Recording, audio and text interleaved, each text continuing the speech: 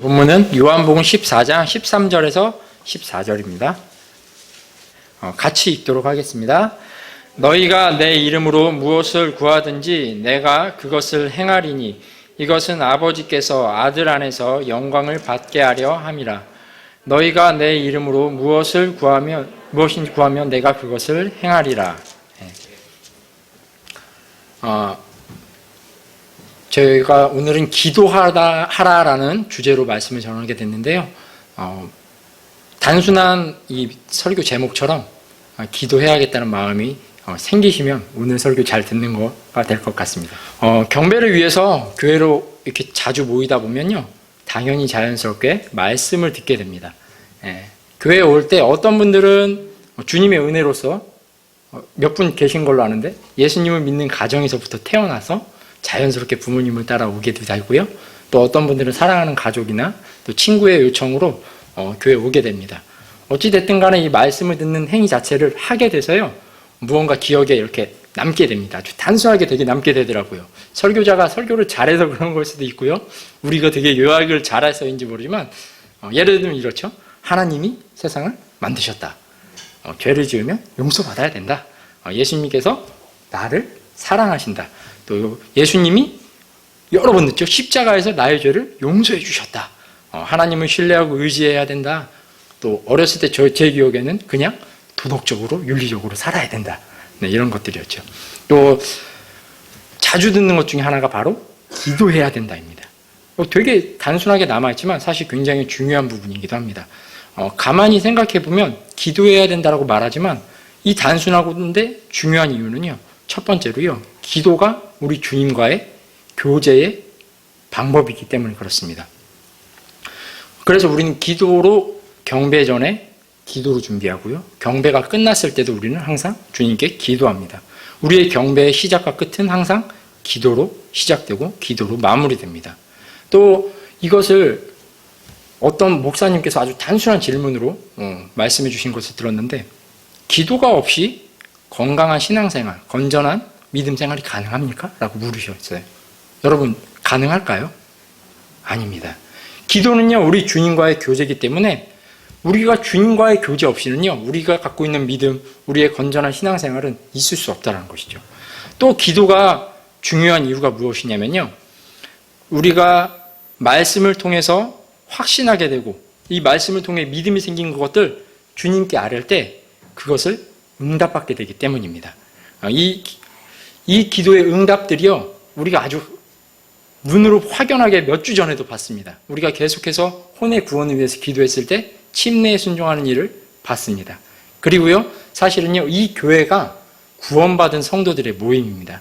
그래서 우리가 좌측에 있는 분이나 우측에 있는 분이나 모두 다 누군가의 기도, 또 주님께서 그 기도를 들으심으로 인해 응답의 증인들이라는 것이죠. 뿐만 아닙니다. 때로는요, 우리가 기도했을 때 우리를 괴롭히게 하던 질병으로부터 벗어나는 기도의 응답을 받기도 합니다. 또 기도를 통해서 무엇을 해야 될지 갈팡질팡할 때 그 사람이 어디로 가야 될지, 어느 방향으로 가는 것이 주님이 원하시는 바인지 보여주시기도 합니다. 대표적으로 예를 들면 바울이 마케도니아에 내려가야 될 때 어떻게 했죠? 기도할 때 그쪽으로 가야 된다는 걸 알게 되었습니다. 또 베드로가 이방인에게 복음을 전할 때도 고넬료에게 처음 복음을 전하게 되죠. 그때도 그의 기도 시간에 하나님께서 복음을 전해야 된다는 걸 알려주셨죠. 또 성경 시대에만 이렇게 알려주신 건 아닙니다. 제가 좀 예를 찾고 싶었어요. 좀 더 현대에 왔을 때 이런 기도의 응답들, 그리고 인도를 받았던 분은 없었나? 있더라고요. 바로 조지 뮬러입니다. 조지 뮬러 목사님이 굉장히 오래된 분이 아니더라고요. 지금으로부터 약 216년 전에 계셨는데요. 1805년에 태어났고요. 1898년에 93세의 나이로 주님께서 부르심을 받았습니다.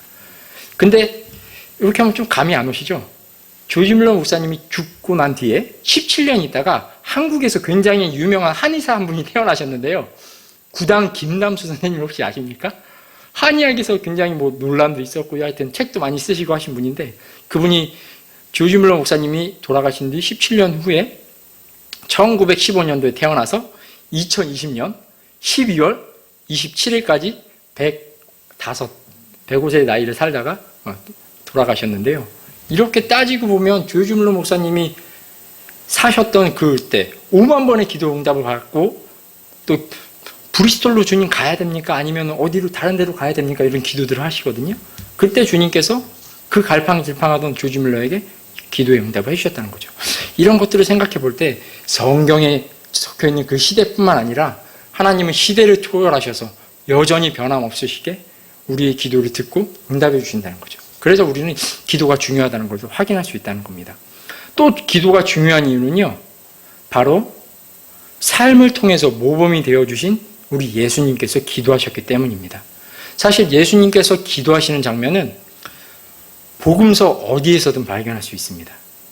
만약에 우리가 천국에 가서 예수님을 대표하는 그 상처 기억나시나요? 예수님의 손과 발. 그걸 안 보고 한번 예수님을 찾아보세요. 그런다면요, 아마 우리는 무릎을 찾아야 될지도 모릅니다.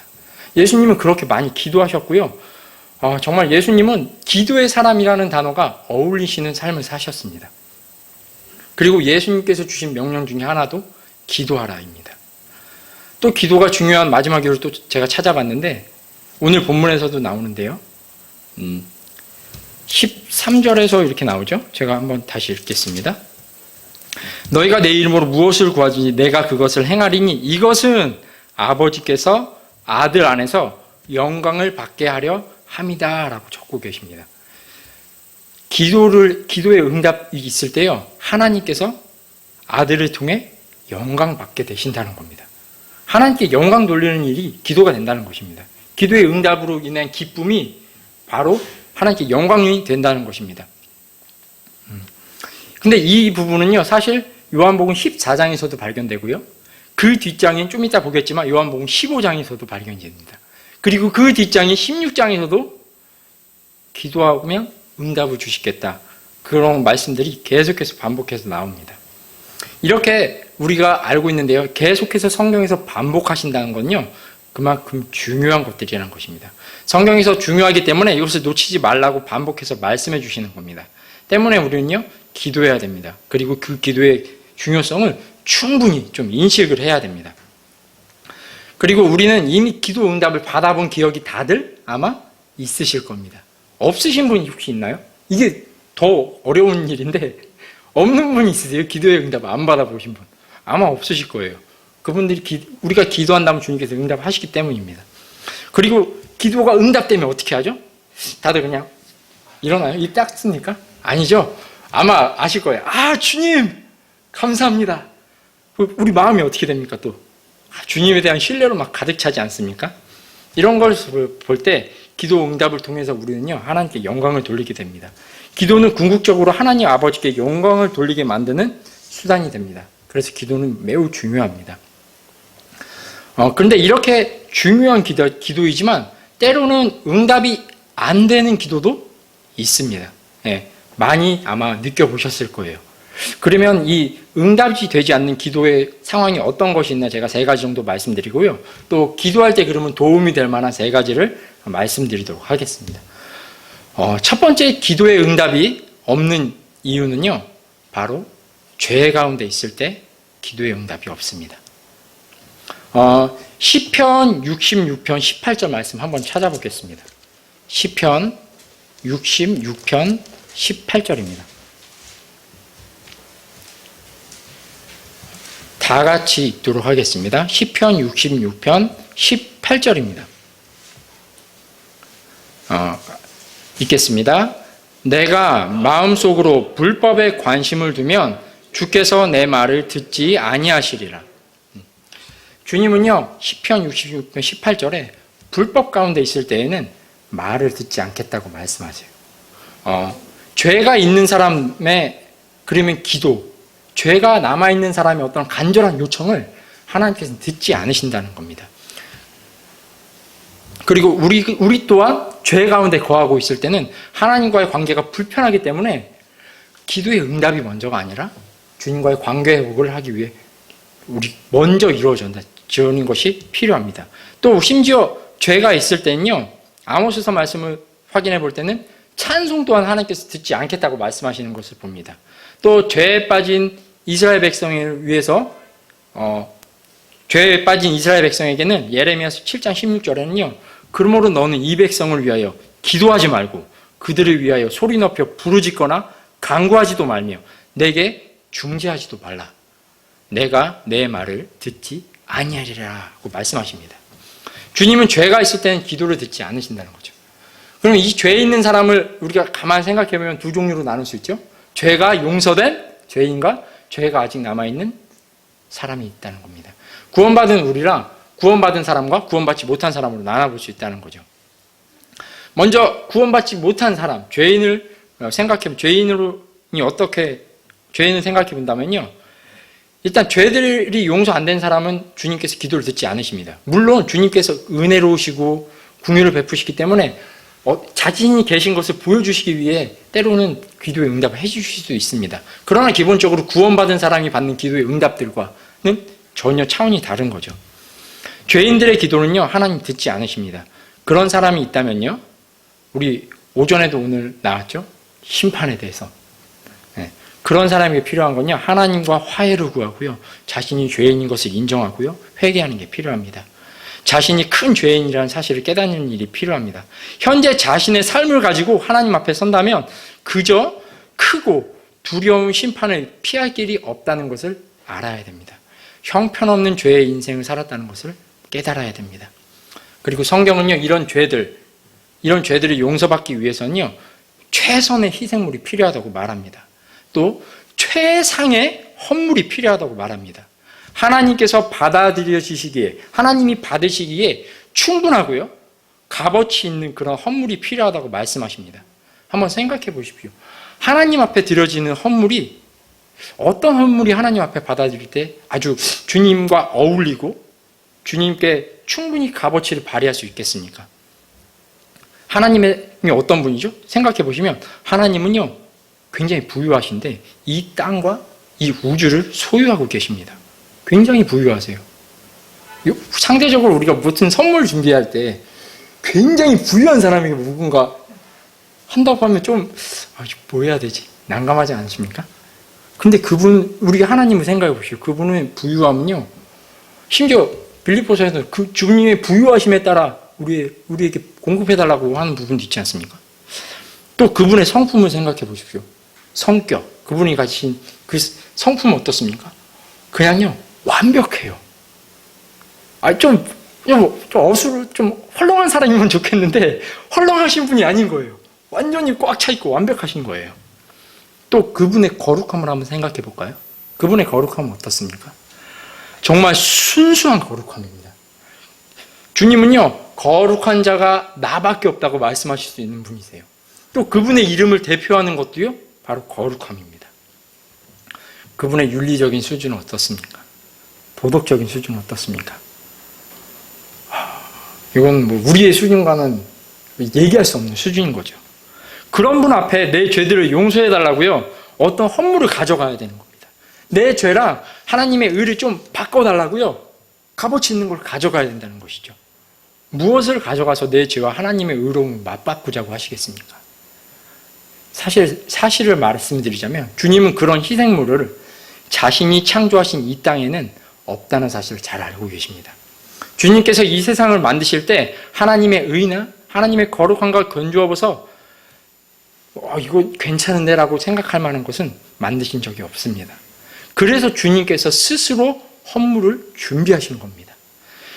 우리의 죄들을 용서하실 예수님을 이 땅에 보내신 겁니다. 그분의 피를 통해 그분의 생명으로 우리의 생명을 모두 사신 겁니다. 그리고 그 사실을 받아들이는 일이 필요합니다. 그래야만 죄들을 용서받아 하나님의 의를 소유한 새로운 피조물이 될 수 있습니다. 그렇게 돼야 비로소 주님은 그의 기도에 귀를 기울여 주시는 것입니다. 네. 그렇다고 또 두 번째로 구원받은 우리도 죄 안 짓는 건 아니잖아요. 그렇죠? 우리도 죄를 짓습니다. 우리를 둘러싼 상황 또는 우리의 약함 이런 것 때문에 죄를 또 짓기도 합니다. 그런 죄가 있을 때 우리가 하나님께 기쁘게 나아갑니까? 조금 쭈삣쭈삣하지 않습니까? 네. 우리가 하나님을 대적하는 일, 죄를 지었을 때는요, 방법이 없습니다. 별거 없습니다. 무릎 꿇고 죄의 용서를 구해야 됩니다. 회개하는 것이죠. 또 어떤 분들은 또 그렇게 말씀하실 수 있어요. 그러니까 너무 치우쳐서, 야, 죄가 어디 남았어? 죄는 아예 없어. 죄 안 져, 난. 왜 죄가 져도 내가 짓는 거야? 아이, 다 끝났어. 아니죠. 그렇죠? 그런 분들을 위해서 요한일서 1장 8절과 10절에 이미 답이 있습니다. 요한일서 1장 한번 찾아볼게요. 계속해서 아마 요한일서랑 좀 보게 될 텐데, 요한일서 1장 8절에서 10절입니다. 제가 읽겠습니다. 1장 8절입니다. 만일 우리에게 죄가 없다고 우리가 말하면 우리가 우리 자신을 속이며 또 진리가 우리 속에 있지 아니하리라. 만일 우리가 우리의 죄들을 자백하면 그분께서는 신실하시고 의로우사 우리의 죄들을 용서하시며 모든 불의에서 우리를 깨끗하게 하시느니라. 만일 우리가 죄를 짓지 아니하였다고 말하면 우리가 그분을 거짓말하는 분으로 만들며 또한 그분의 말씀이 우리 속에 있지 아니하니라. 이 말씀에서는요, 만약에 우리가 죄가 없다고 말하면요, 8절에서요, 첫 번째로 우리 자신을 속인다고 말합니다. 두 번째는요, 진리가 그 사람 속에 있지 않다고 말합니다. 또 세 번째로 10절에서요, 만일 죄를 짓지 않는다고 말하면요, 그분을 거짓말하는 분으로, 예수님을 거짓말하는 분으로 만든다고 말씀하고 계십니다. 그리고 네 번째로요, 그분의 말씀이 우리 속에 있지 않다고 말합니다. 우리는 살아가면서 죄를 짓습니다. 그리고 그 죄들은요, 분명히 우리 주님과의 저와의 관계를 불편하게 만듭니다. 우리와의 주님 관계가 불편해질 때는요, 우리는 참 많은 힘을 잃게 됩니다. 그렇기 때문에 우리는 우리의 삶을 말이나 행동이나 이런 것들을 전부 거룩하게 구분하기 위해서 좀 애를 써야 됩니다. 거룩한 삶을 살기 위해 좀 애를 써야 된다고 하는 것을 또 이상하게 생각하는 분들도 있더라고요. 근데 그렇지 않습니다. 성경은요, 이런 경건으로 나아가는 것, 그리고 또 우리가 하나님 앞에 나아가는 것을요, 굉장히 한번 해보라고 격려하는 부분들이 굉장히 많습니다. 어차피 요한일서 피셨으니까 2장 1절에도 한번 보십시오. 요한이 왜 이걸 자기가 적고 있는지 이렇게 적었는데요. 나의 어린 자녀들아, 2장 1절에 계속 나옵니다. 내가 이것들을 너희에게 쓰는 것은 너희가 죄를 짓지 아니하게 하려 함이라. 요한도요, 죄를 짓지 않게 하려고 이것을 쓰는 거야 라고 말하고 있다는 거죠. 그래서 우리는요, 부단히 노력해야 됩니다. 거룩한 삶, 또 주님이 원하시는 경건으로의 삶으로 나아가기 위해 부단히 애써야 된다는 거죠. 그래서 이 노력이나 훈련은요, 사실 굉장히 필요해요. 또 부정하는 분 때문에 제가 좀 잠깐만 언급하면 그 아래 2장 6절에 보시면요, 요한일서 2장 6절에 자기가 그분 안에 거한다고 말하는 자는 그분께서 걸은 것 같이 스스로 또한 그렇게 걸어야 할지니라 라고 말씀하고 계십니다. 성경은요, 분명히 우리가 그분 안에 거한다고 말하는 사람들 있죠. 구원받은 사람들은요, 그분께서 걸은 것처럼, 예수님께서 걸은 것처럼 스스로 걸어야 된다고 말한다는 거죠. 이런 것들을 살펴볼 때 우리는요, 힘을 내서 의지를 가지고 주님이 걸으신 것처럼 걷기 위해 노력해야 됩니다. 그래서 생각을 분리해서 거룩히 가져가는 법을 훈련해야 됩니다. 우리가 생각하는 것, 상상하는 건요, 악합니다. 우리의 육신은요, 폭력적인 걸 좋아합니다. 우리의 생각과 마음에서 나오는 것들로 사람은 더럽혀집니다. 때문에 구원을 받고 예수님을 주인으로 모시기로 살기로 한 사람은요, 우리의 이런 육체가, 우리의 본성이 이런 악함을 가지고 있다는 걸 인정해야 됩니다. 그리고 그것을 우리 주인에게 복종시키는 훈련을 해야 된다는 거죠. 악한 생각과 상상을 머릿속에서 펼쳐가는 것을 빨리 중지시키고 그것을 회개하면서 성령님께 도움을 청하며 그런 내 주변의 상황을 정리해 나가면서 거기서 빠져나와야 하는 것입니다. 이런 것들을 훈련해야 됩니다. 또 우리는요, 어떤 사상이나 생각 또는 음악들이 우리를 지배하지 못하도록 훈련해야 됩니다.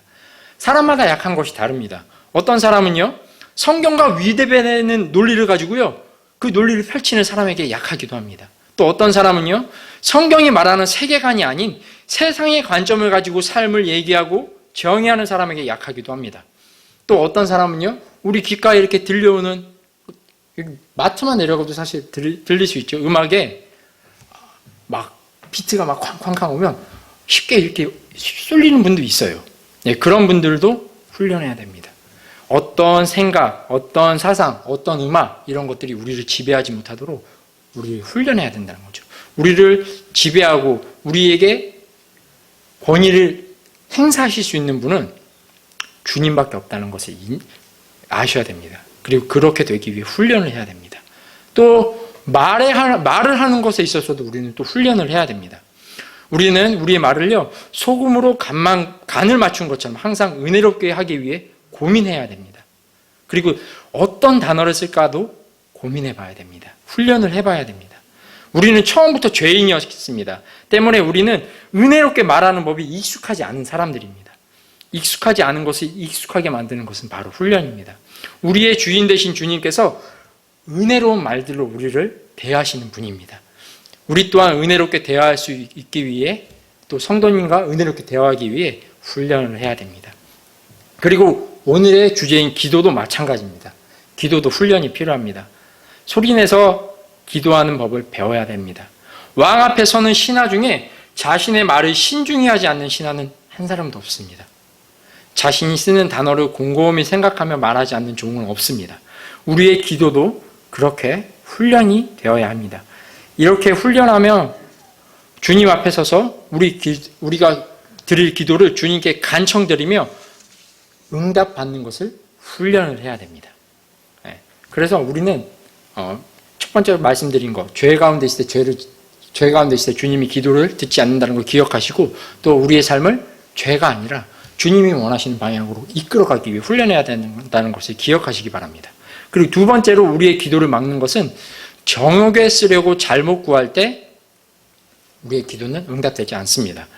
야고보서 4장 1절에서 3절에서 찾을 수 있는데요. 한번 찾아보겠습니다. 야고보서 4장 1절에서 3절입니다.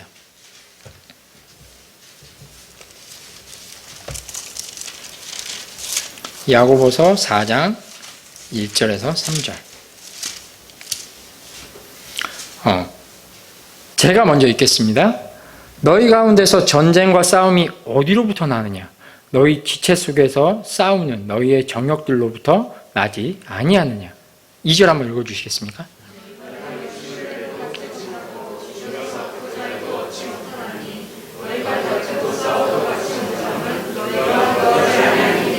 같이 읽겠습니다. 너희가 구하여도 받지 못하면 그것을 너희의 정욕에 쓰려고 잘못 구하기 때문이라. 어떨 때는 우리가 분명히 주님께 구해도 받지 못하는 경우가 있는데 그것은 정욕에 쓰려고 잘못 구할 때라고 적혀 있습니다. 그때는 주님께서 응답하지 않는다고 말씀하십니다. 가만히 생각해보면요, 사실 우리가 죄 가운데 있을 때 하나님이 듣지 않는다는 것과 사실 동일선상에 있는 원리이긴 합니다. 근데 여기서 사용된 이 정욕이라는 단어를 좀 성경에서 찾아보니까요, 디도서 3장 3절에 나오는데 제가 읽어드릴게요. 우리도 한때는 어리석고 불순종하며 속임을 당하고 여러 가지 정욕과 쾌락의 종이 되어 섬기며 악의와 시기 가운데 살고 증오하며 서로 미워하였으나 라는 부분이 나옵니다. 여기서 여러 가지 정욕과 쾌락이라는 단어가 나오는데 여기서 이 쾌락이라는 부분이 야고보서에 사용된 정욕과 같은 단어가 사용이 되었습니다. 이런 사람들, 그러니까 우리가 표현하고 이 디도서에서 표현한 사람들, 어리석고 불순종하고 속임당하고 여러 가지 정욕과 쾌락이 사는 사람은 구원받을 때의 사람입니까? 아니면 구원받지 않았던 이전의 나의 삶입니까? 바로 이전의 나의 삶입니다. 그것을 표현할 때 쓰인 단어가 이 정욕이라는 거죠. 또 두 번째로 베드로후서 2장 13절에서 찾을 수 있는데요. 이건 한번 찾아보겠습니다. 베드로후서 2장 13절입니다. 여기서도 이 정욕과 같은 단어가 쓰인 게 낙으로 여김으로라고 있는 부분이 있는데 그 부분입니다. 한번 같이 읽겠습니다. 대낮에 방탕하는 것을 낙으로 여김으로 불의의 대가를 받으리라. 그들이 너희와 함께 잔치를 할 때에 자기들의 속임수로 즐기니 그들은 점과 흠이요. 일단은 딱 굉장히 주님께서 대적하고 있는 사람을 표현한 것 같죠? 네. 이 사람들이 누구를 얘기하는 거냐면요. 사실 그 베드로서 2장 앞으로 넘어가면 거짓 교사들 표현할 때 쓰는 단어예요. 그러니까 이 정욕이라는 단어가 쓰인 것들을 성경에서 찾아볼 때 구원받기 이전의 사람이 살던 그런 행위들, 그리고 거짓 교사들이 지금 하고 있는 행위들을 가리켜서 정욕에 쓸 때, 구할 때 하나님께 듣지 않겠다라고 말씀하신다는 겁니다. 그렇기 때문에 이 정욕으로 구할 때 주님이 듣지 않는 것은 어떤 면에서 당연하다는 거죠. 구원받지 못한 사람의 삶이 하나님을 기쁘게 합니까? 아닙니다. 그리고 이 거짓 교사들은요, 하나님을 기쁘게 합니까? 아니죠. 그래서 주님께서는요, 이들의 기도를 듣지 않겠다고 하신 겁니다. 이와 같이요, 우리 또한 정욕에 쓰려고 주님께 구할 때는요, 주님께서는 듣지 않겠다라고 말씀하신다는 겁니다. 세상과 친구가 되는 건요, 주님께서는 분명히 하나님과 원수가 되는 거라고 말씀하셨습니다. 죄를 짓는 건요, 하나님을 대적하는 겁니다. 이런 상태에 있을 때에는 하나님은 절대 우리의 기도를 듣지 않으십니다. 예. 그리고 세 번째는요, 우리의 기도를 막히는 것이 사랑하는 사람과의 관계에 문제가 있을 때 기도에 막힘이 생깁니다. 베드로 전서로 넘어가겠습니다. 후서를 피셨으니까. 3장 7절인데 아마 굉장히 잘 알고 있는 구절입니다.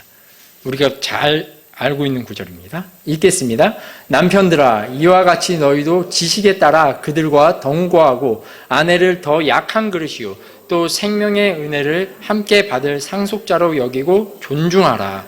그리하여 너희 기도가 방해를 받지 아니하리라.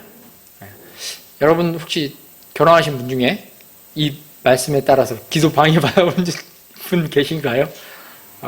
이거 기도에 방해를 받는다는 부분을 다른 성경에서 또 찾아보니까 어떤 표현이냐면 도끼를 들고 나무를 꽝 치는 어떤 그런 표현을 하실 때 사용이 되는데, 사랑하는 아내와 관계가 이 존중을 해야 되는데 존중 안 한 거예요. 약한 그릇으로 여겨야 되는데 짐 좀 더 들고 시킨 거예요.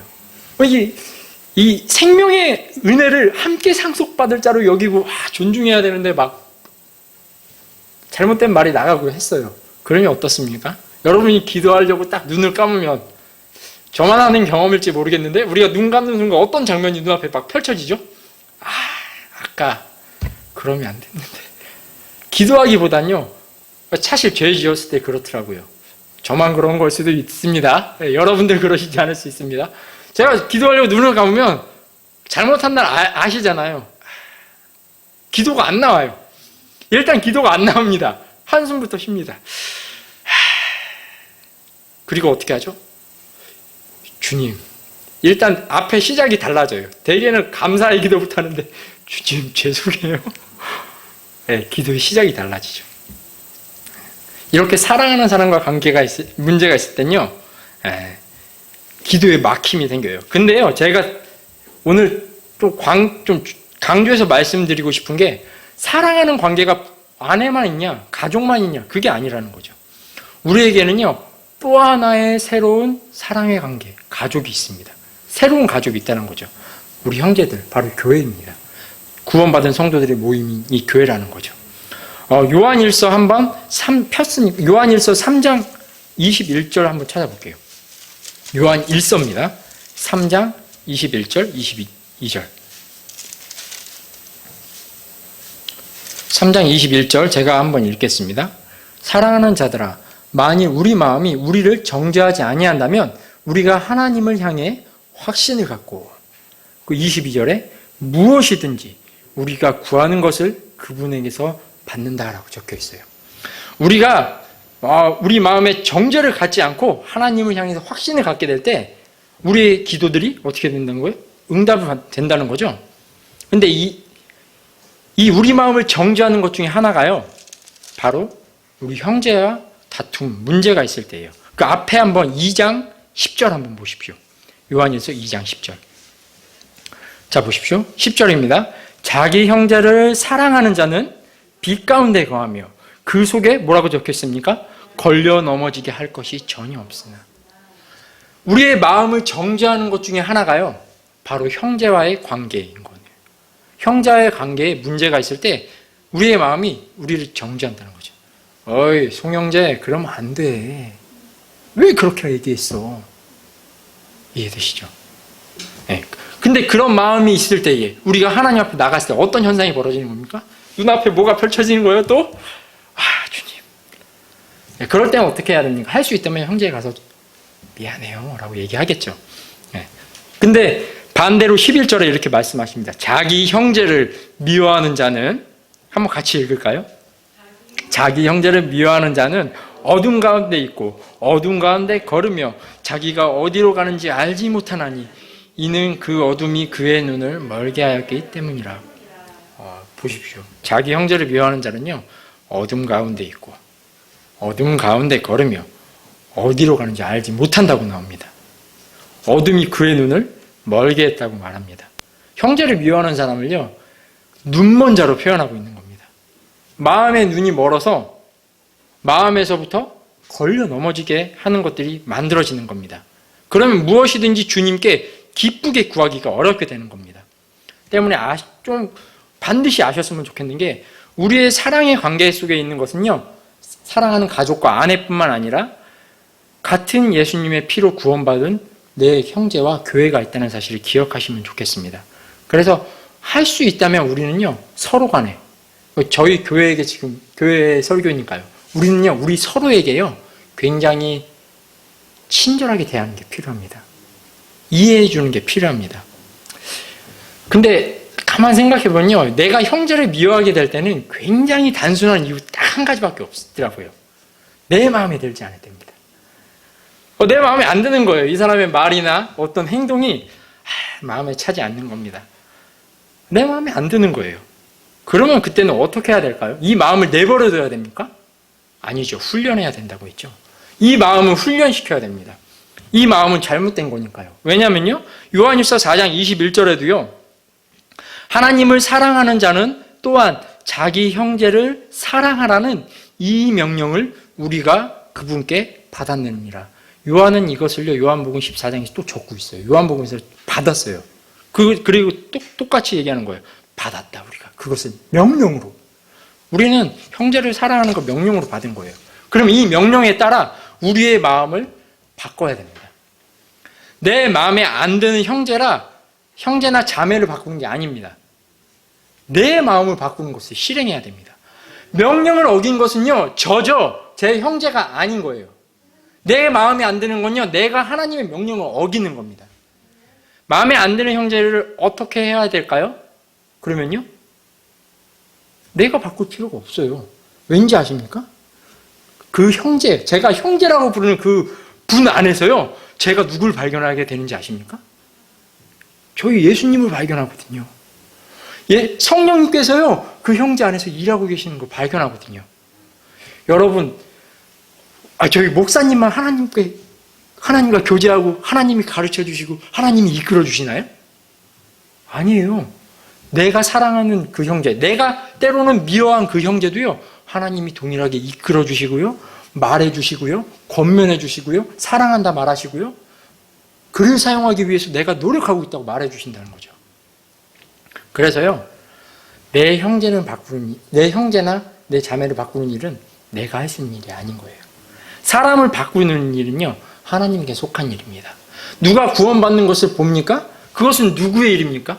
분명히 우리는요, 그래서 그것을 하나님의 일이라고 말합니다. 어떤 사람이 구원받는 거, 그 사람의 마음을 돌이켜서 내가 죄인이었구나 돌아오게 하는 거 하나님의 일이에요. 우리의 말이나 우리의 언변, 우리의 지혜로는요, 그런 일이 벌어지지 않습니다. 그리고요, 이제 이 말씀을 듣고 또 이 성경 구절들을 확인한 우리는요, 형제가 미워질 때마다 이제 기도의 응답을 받을 기회가 생긴 겁니다. 주님, 제 마음을 좀 바꿔주십시오. 물론 이걸 가지고 악용하시면 안 됩니다. 기도하라고 했으니까 한번 기도해 봐라 하고서 막 떼하거나 그러면 안 되죠. 절대 안 됩니다. 네, 서로 간에 조심해야죠. 네. 근데 여러분 이거 기억하십시오. 만약에 그렇게 막 떼하는 건요, 사실 누가 하는 행동인지 아십니까? 거짓 교사들, 아까 베드로전서에 읽은 거짓 교사들이 하는 일들이 상품 취급하는 거예요, 사람을. 마치 우리가 그런 일을 한다고 하면 주님께서 우리의 기도를 들으십니까? 아니죠. 네, 그렇게 되겠죠. 그러니까 우리는 우리 형제 간에 서로 기도해주고, 우리 마음속에 혹시 내 사랑하는 관계에 있을 내 형제와 어떤 불화가 생기게 하고 불협화음을 나게 만든다면 내 마음을 위해서 주님께 기도해야 됩니다. 주님, 제 마음이 지금 이상해졌습니다. 주님이 저에게 주신 마음은 이건 절대 아닌데, 하나님의 명령에 따라서 제가 보니까 여러분 가장 기도 잘 응답받는 거 뭐죠? 펼쳐놓고 기도하는 거. 주님 명령으로 주셨잖아요. 명령으로 주시지 않았습니까? 좀 제 마음을 어떻게 좀 바꿔주십시오. 분명히 주님께서 응답해 주실 겁니다. 그래서 그분의 도움을 받아 우리는요, 서로 간에 사랑이 넘치는 그런 교회의 모습으로 바꾸어져 갈 수도 있는 것입니다. 제가 지금 3가지 말씀드렸어요. 기도할 때 응답되지 않는 것. 첫 번째, 죄 가운데 있을 때. 그리고 정욕으로 구하려고 할 때. 그리고 사랑의 관계. 여기에 문제가 있을 때는 하나님께서 기도를 듣지 않으신다는 거죠. 그리고 반대로 그러면 우리가 항상 기도하실 텐데, 그렇죠? 매 시간 기도하실 텐데, 그때 도움이 되라고 좀 3가지 정도 말씀드리겠습니다. 오늘 본문으로 넘어가도록 하겠습니다. 요한복음 14장입니다.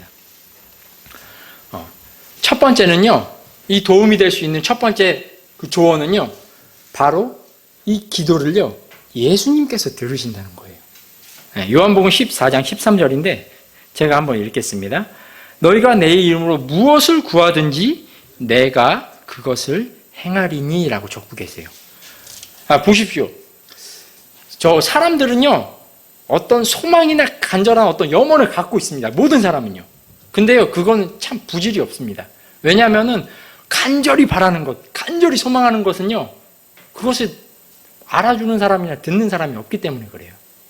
근데 우리의 기도는 어떻습니까? 우리의 기도는요, 우리의 기도를 듣는 분명한 실체가 있는데 그 실체가 바로 예수님이라는 겁니다. 이 말씀도요, 내가 그것을 행하겠다고 하셨어요. 행하기 위해서는요, 누군가 제가 기도한 걸 들으셔야지 행할 거 아니에요. 그렇죠? 그러면 바로 예수님이 내 기도, 우리의 기도를 들으신다는 사실을 마음속으로 분명히 확신하시기 바랍니다. 이것은요, 정말 굉장히 큰 이 힘이 되는 것이기도 합니다. 왜냐하면요, 우리의 말을 듣는 대상이요, 저한테 굉장히 큰 빚을 탕감해 준 아주 은혜로운 분이기 때문에 그렇습니다. 그렇죠? 제 죄를 다 용서해 주신 그분이 제 기도를 들으신다는 거예요. 여러분, 예수님과 친밀하십니까? 구원받으신 이후로 어떻게 되셨습니까? 예수님이란 단어, 그리고 예수님이란 그분이 여러분에게 굉장히 친밀하십니까? 저도 굉장히 친밀합니다. 그분을 자주 생각하게 되고요, 그분이 원하시는 대로 살고 싶어지고요, 그분이 원하시는 것을 위해 확인하기 위해 성경도 확인하게 되고요. 굉장히 친밀한 분이에요. 여러분, 우리가 부탁해야 되는데 우연히도 보니까 내가 부탁해야 되는 사람이 굉장히 친밀한 사람에게 부탁할 수 있는 거예요. 그러면 마음이 어떻습니까? 일단 마음이 한 구석이 일단 편안해집니다. 생판 모르는 사람한테 이렇게 부탁하는 것과는 차원이 다르죠. 얼마나 다행스러운 일입니까? 그렇죠? 근데 다행히도요, 우리의 기도를 들으시는 분이 저희와 매우 친밀한 분이라는 겁니다. 그래서요, 너무 다행히도 예수님이 들으시는 거예요. 이 사실을 기반으로 해서 생각해 보면요, 우리가 죄를 지었을 때, 낙담하고 부끄러울 때도요, 예수님께 나아갈 수 있는 겁니다. 물론 혼 좀 날 수 있습니다. 너무 크게 잘못하실 때 왜 그랬어라고 혼날 수는 있죠. 그렇지만 회개했을 때 어떻게 하죠? 주님께서 용서를 해주시고요, 예수님께서 막 호적 파가지고 하늘에 집에서 너 내쫓을 거야 라고 하시지 않잖아요. 항상 은혜를 베풀어 주시고 긍휼을 베풀어 주시잖아요. 그래서 기회를 항상 주신다는 거죠. 우리가 도움이 필요할 때 예수님께 나아갈 수 있다는 것은 얼마나 그래서 쉬운 일입니까? 그리고 얼마나 기쁜 일입니까? 또 그리고 얼마나 다행스러운 일입니까? 우리가 알고 있는 우리 찬송가 469장에서도 내 기도하는 그 시간 그때가 가장, 그래서 즐겁다라고 표현한 거예요. 귀하다라고 2절에서 말합니다.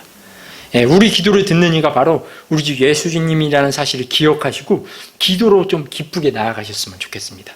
그리고요, 두 번째로 우리 기도에 대해서 예수님께서 응답을 해주십니다. 예수님이 응답해 주신다는 거예요. 여러분 중에 혹시 좀 능력이 많은, 좀 소위 말해서 백을 좀 갖고 계신 분이 있으십니까? 예를 들어서 우리 아버지 통장에 스마트폰으로 요즘에 좀 은행 계좌도 확인할 수 있잖아요. 스마트폰으로 딱 봤는데 핸드폰을 가로로 했어요. 근데 0이 너무 많아서 가로로 다 안 나오는 거예요. 우와!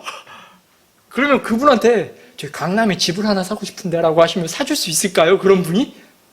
쉽겠죠. 0이 확인이 안 되는 거예요. 다 가로로 놔도. 그런 분한테 뭔가 그런 분이 와서 내가 해결해 줄게. 걱정하지 마. 이런다면 어떨까요? 죄송합니다. 저 얘를 또 이렇게 은행 계좌로 들게 돼서 어떻게 마음이 좀 편안해지겠죠? 그런 분이 뭐 도와준다고 하면 갑자기 막 어려웠던 그 상황이 어떻게 될까요? 탈출구가 있는 상황처럼 바뀌지 않겠습니까? 제가 왜 이런 말씀을 드리냐면 예수님의 권능, 예수님의 능력에 대해서 말씀드리고 싶기 때문에 그렇습니다. 우리 예수님은요, 우리 기도에 들으실 뿐만 아니라요, 우리 기도에 대한 부분을요, 행하시고 또 응답하실 만한 능력이 한이 없는 분이라는 사실을 기억하시면 좋겠습니다. 여기 14절을 보면요, 오늘 본문 14절을 보면요, 그래서 너희가 내 이름으로 무엇이든지 구하면 내가 그것을 행하리라고 말씀하신 거예요. 우리가 신뢰하는 이 성경에서는요, 예수님이 하나님이라고 말씀하십니다. 그분에 의해서 세상이 창조되었고요, 그분께서 오는 세상에, 오늘 아침에 배웠죠, 심판자가 되십니다. 또 오는 세상에 통치자가 되신다고 말씀하고 계십니다. 그와 동시에 우리 오늘 본문에서는 예수님께서 우리가 구하시는 것을 행하겠다고 말씀하신다는 거죠. 그분의 능력에 한이 없음은 이미 우리는 성경을 통해서 많이 봤습니다. 예수님이 못 고친 질병이 있었습니까? 이 땅에 있을 때?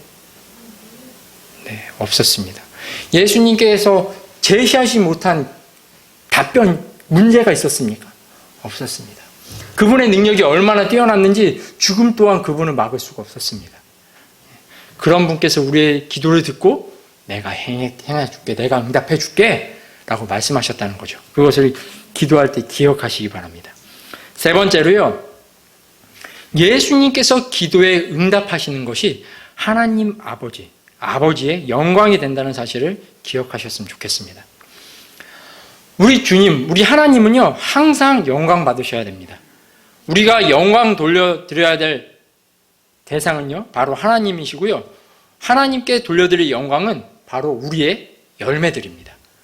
그래서 요한복음 14장 폈으니까요, 15장 7절에서 8절을 보시면요, 옆에 바로 있을 텐데, 요한복음 15장 7절 8절에 한번 읽어볼까요? 같이 한번 읽겠습니다. 너희가 내 안에 거하고 내 말들이 너희 안에 거하면 너희가 원하는 바를 구하라. 그러면 그것이 너희에게서 이루어지리라. 너희가 열매를 많이 맺는 것, 이것으로 내 아버지께서 영광을 받으시나니 이로써 너희가 내 제자가 되리라. 분명히 우리가 주님 안에 거하고요, 주님의 말들이 우리 안에 있을 때에 너희가 원하는 바를 구하라. 그러면 어떻게 하신다고요? 그것을 이루겠다고 말씀하셨어요. 그리고 이것이요, 주님에게 보실 때는요, 하나님 입장에서는 열매라고 지금 8절에 말하고 계십니다. 너희가 열매를 많이 맺는 것, 이것으로 내 아버지께 영광이 된다는 거예요. 그러니까 좀 말을 좀 이해하기 편하게 해보면요, 기도의 응답이 곧 하나님께 드려드릴 만한 열매가 된다는 겁니다. 왜 그런지 한번 4절에서 사실 설명하고 계세요. 여러분들 이것 참 잘 이해하셨으면 좋겠습니다. 왜냐하면요, 우리의 기도의 응답이라는 풍성한 열매가 하나님께 영광이 되기 때문에 그렇습니다. 이것을 좀 주님께서 이해시켜 주시려고요, 4절부터 이렇게 말씀하세요. 내 안에 거하라. 나도 너희 안에 거하리라. 가지가 포도나무 안에 거하지 아니하면 스스로 열매를 맺을 수 없는 것 같이 너희도 내 안에 거하지 아니하면 더 이상 열매를 맺을 수 없느니라. 여러분, 포도밭 한번 가보신 적 있습니까? 포도밭에 가면요, 나무가 있고요, 이렇게 가지들을 이렇게 지지를 해줘요. 지지를 쭉 하면 그 지지해 놓은 그 철이나 혹은 선을 따라서 나무들이 자라요. 근데 지금 이 부활은요, 예수님이 포도나무신 거예요. 그리고 포도나무에 뻗어 있는 가지가 누구예요? 우리라는 거예요. 자, 그리고 5절 제가 마저 읽을게요. 나는 포도나무요, 너희는 가지니라. 그렇죠? 이 무슨 말인지 이해가 되시죠? 사람이 내 안에 거하고 내가 그 안에 거하면 바로 그 사람은 많은 열매를 맺나니 나 없이는 너희가 아무것도 할 수 없느니라. 자, 포도나무가 서 있습니다. 그리고 나무 줄기까지 누군지 이해되셨죠? 자, 그러면 포도나무 열매는 어디에 맺힐까요? 나무가 맺을까요? 가지에서 나올까요? 가지에서 나와요. 그래서 가지를 어떻게 해요? 보호해 주려고 이렇게 지지를 해주는 거예요. 여러분 생각해 보십시오. 예수님이 포도나무신 겁니다. 그리고 그 포도나무신 예수님을 통해 우리가 기도의 응답을 받는 겁니다. 그리고 그 기도의 응답은요, 우리 가지인 우리 삶에서 포도라는 열매들로 나타나게 된다는 겁니다. 우리가 포도나무, 예수님께만 잘 붙어 있으면요, 예수님께 요청한 그것을 우리에게 주심으로 예수님께서 열매 맺게 해주실 거고요. 그 열매로 인해 그 열매의 소산물을 누가 보시겠습니까? 포도밭의 주인이신 하나님이 보시게 되겠죠. 그것으로 인해 하나님께 영광이 되는 겁니다. 예, 여기 한 농부가 있습니다. 이 농부는요, 자신의 밭에 있는 어떤 한 훌륭한 포도나무를 봅니다.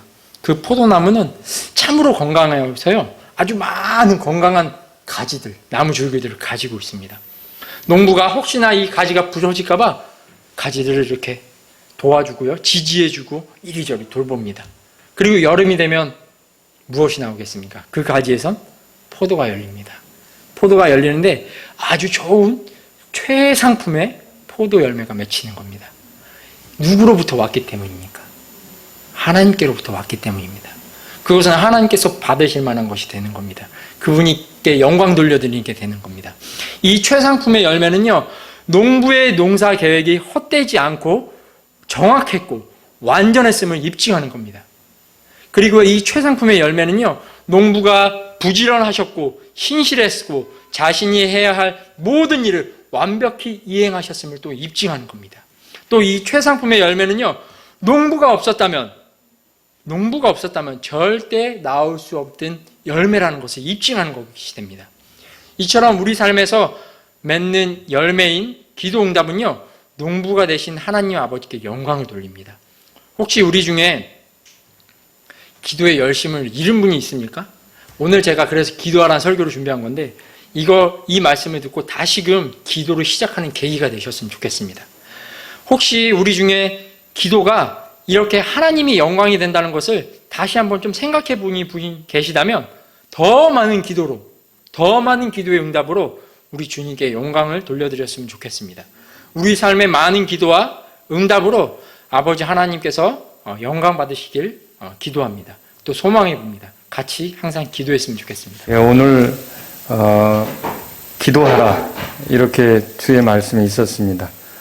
우리가 기도가 중요한 거, 주님과 교제이기 때문에, 응답이 있기 때문에, 예수님이 기도하셨기 때문에, 그리고 하나님께서 영광 받으시는 일이기 때문에 기도가 중요하다, 이렇게 오늘 말씀을 들었습니다. 여러분 가운데 하나님 제 기도 생활을 회복해 주십시오, 이런 분이 있다면 오늘 주님께 기도하십시오. 하나님, 죄 가운데 있을 때, 정욕에 쓰러고 잘못 구할 때, 사랑하는 사람과 문제가 있을 때 이 기도가 응답이 안 된다고 했는데, 제가 기도 응답 받는 생활을 해서 이런 문제들이 내게서 정돈되게 해달라고 기도하실 분이 있으면 기도하십시오. 우리가 예수님이 우리 기도를 들으신다는 게 얼마나 귀한 사실인지, 예수님은 우리 기도에 응답해 주시고 또 그 응답이 하나님께 영광이 된다는 사실을 알 때 우리가 하나님께 기도하는 게 필요하겠습니다. 하여튼 오늘 이 말씀을 들으시면서 기도 생활을 회복해야겠다, 다시 기도해야겠다, 이런 분들이 있다면 기도하십시오.